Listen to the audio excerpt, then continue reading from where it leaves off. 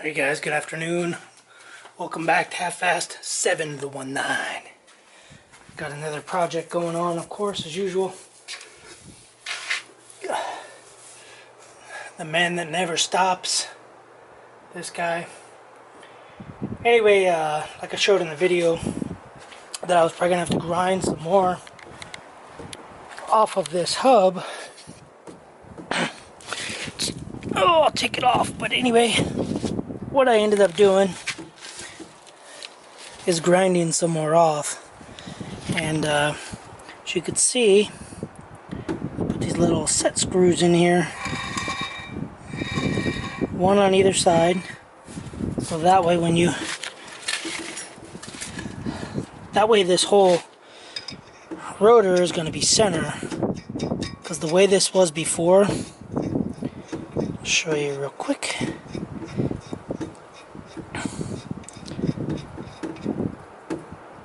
So the way it was before was the holes were so offset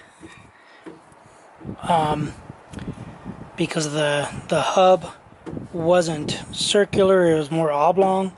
So I took that oblong spot, which is where I marked it white to white, stuck a dial caliper on here, and basically ground it down to where, I don't know, maybe I had 20 thousandths of an inch, little spots here and there, up and down. But anyway, and then I wanted to get this as centered as I can on the hub, this rotor, because these holes are 9/16 holes, and these are 1/2 inch studs. So they're meant for 9/16 lug studs, 14 millimeter lug studs, and they're just a little bit bigger. Sorry if you guys are getting the wind, but it's windy out here. That's why I'm working on this side. Anyway, the shank of the lug stud, I believe, is a little bit fatter. Maybe it's the 11/16 like this one is. Maybe 11/16 is way too big. So maybe that hole right there is about, so 9/16, let's call it 5/8, because that's about a 1/16 inch on either side. Maybe 3/32, something like that. Anyway, regardless, so I wanted this to be center. So I took a drilled it with this drill bit first all the way through the rotor and through the rotor. Basically what I did was I tightened these lug nuts down when they were in this little pocket, because the lug nuts are tapered. So they go in there, they centered everything, and then I drilled, like left these tight, zipped them with an impact, and stuck a drill, not this drill bit, but this drill bit, which is 3/16, drilled a 3/16 hole all the way through, and yeah, took the rotor off. So 3/16 all the way through, took the rotor off, tapped that 3/16 hole with an M6x1. Probably can't see it, but M6x1 tap. Took the rotor off, tapped the hub, and did whatever, and then I drilled this hole on the rotor. I drilled it with a I don't know, I guess it's a 15/64 inch drill bit.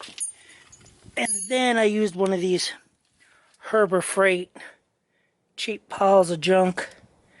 And I think I took it down to 11/16 of an inch. And it gave me that countersinking hole.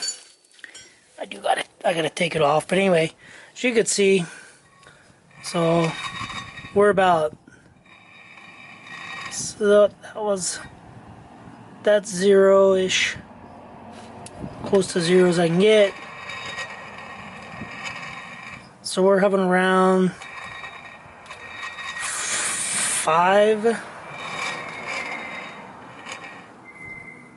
we'll call it 5 or 6 thousandths of an inch that it's out of round. That could be the rotor. It could not be the rotor. I guarantee you if I didn't do this and I put it on there, we would be pushing, man, I'd call it almost an eighth of an inch. It would have been out of round. So anyway, these screws are M6 by 1, obviously, because that's what the tap is. These are just some stainless steel set screws that I keep around for the Hondas, the Acuras. These are Phillips, those are Allen, or hex head, whatever you want to call it, hex screw, which is 4mm. So anyway, I got to take it apart, put the caliper back on. I'm going to call this side good, and then I'm going to move on over to the other side. Not really much to show you or explain except for just doing it. Maybe I'll set the tripod up. I really hate doing do-it videos, but maybe I got to start doing them again. So anyway, alright, yeah. I'll button this up and then I'll go on that side. It's just going to be windy on that side. Maybe I will do it on that side. So, we'll see you on the other side. Alright, so here we go. These are lug nuts in. This is how out of round it is. Actually, let me find the highest spot. Or the lowest spot, I should say. We'll say that's the lowest spot. We'll go to 0. So we got 0 there.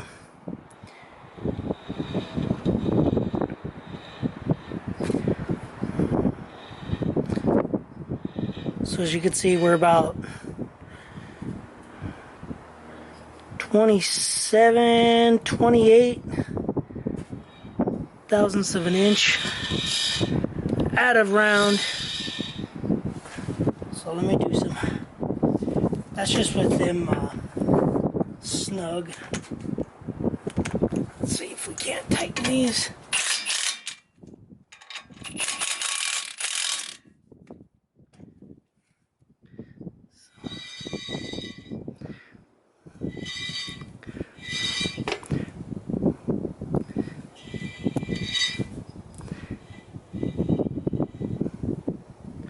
Let's make that our new 0.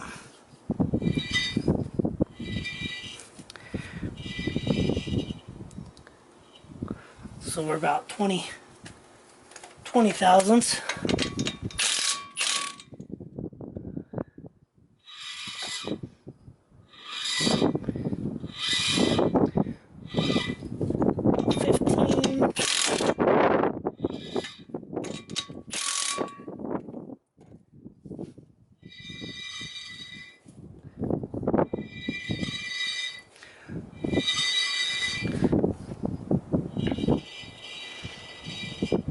Yeah, so we're about 15 thousandths, and that's why they made this cut right here. They relieved some pressure because this rotor is out of round. So when they made these relief cuts, basically in the middle of our high spot.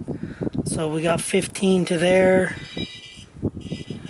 Then we should be down to 0, somewhere right in there. Yeah. So that's why they took some material off of this side. It's because it's out of round. Not sure if you guys are seeing that, but that's what's going on with it. So that's why they make these little relief cuts in there. Let's see. So the other rotor doesn't have any of those relief cuts at all. So as you can see from I bet if we made a mark right there, that relief cut will fall somewhere in the center.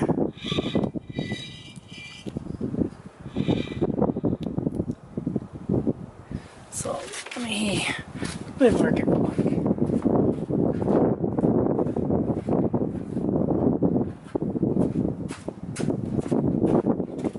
So Sorry if you guys are getting the wind, but guess what? It's windy. So, marked it right there. That's the low spot. And right there's about the high spot. So,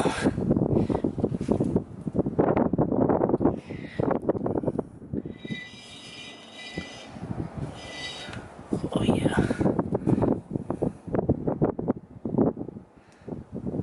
Just mark it right here.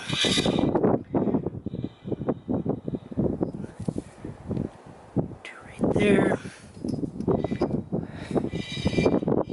So we got about 1, 2, 3, 4, 5 lug studs between there, and we're just on this side of the lug. Let's see if I can't get you guys out. So our mark is here, basically on top of this lug stud, and then our mark's on the back side of this one. So, and it's 5 lug nuts, lug studs. So 1, 2, 3, 4, 5. 5 would be dead center, which would be where they made their relief cut. So, anyway, just figured I'd let you guys know about that if you didn't know. Alright, I'm gonna start drilling, tapping, doing all that stuff. So you'll see this in ultrasonic, super fast.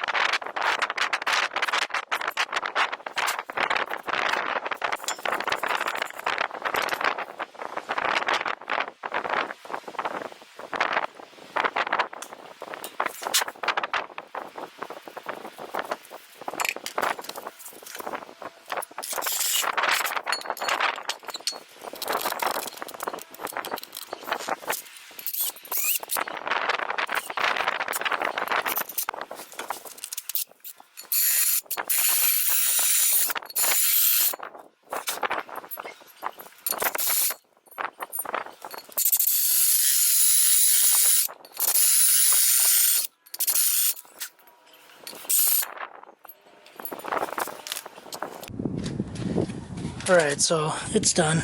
Got the one there, one down there.